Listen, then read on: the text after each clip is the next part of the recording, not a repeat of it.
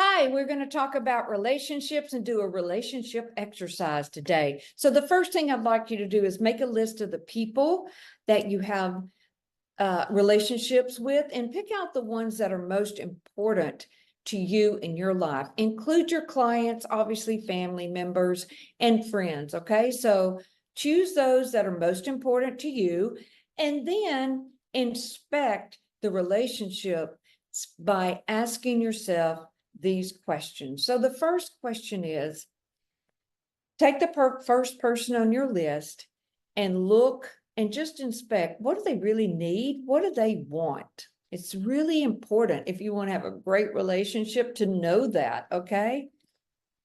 And do that for each person and write it down. The second thing is inspect and ask yourself this question. Is there any way in which the two of you could relate to each other better?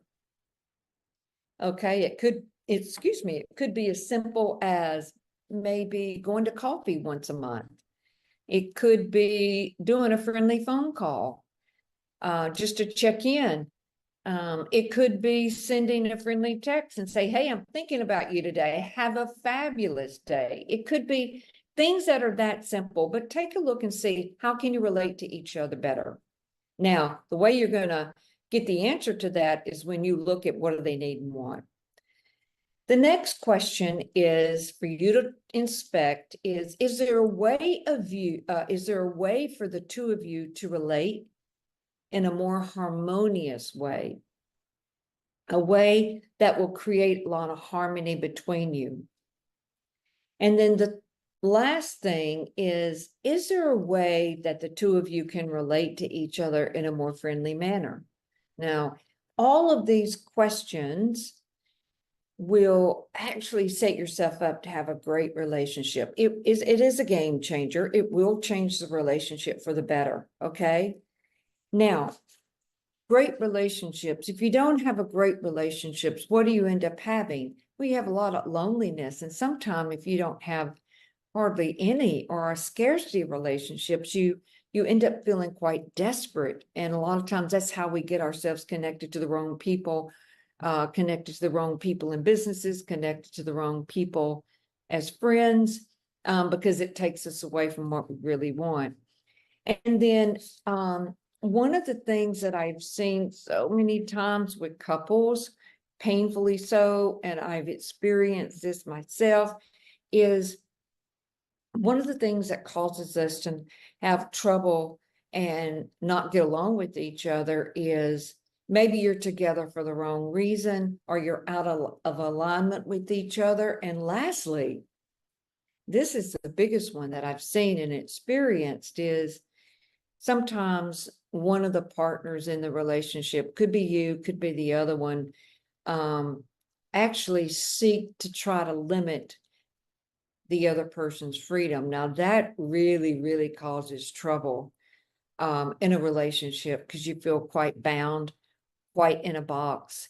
There's no room for growth. And so it really cuts your ability to experience joy and passion and life and, kind of sovereignty, if you will, and happiness. So you really, really want to inspect that and see, okay, I know this is happening. So let me find out what the person needs or wants, and let me see how it can relate to each other better in a more harmonious way, in a more friendly way.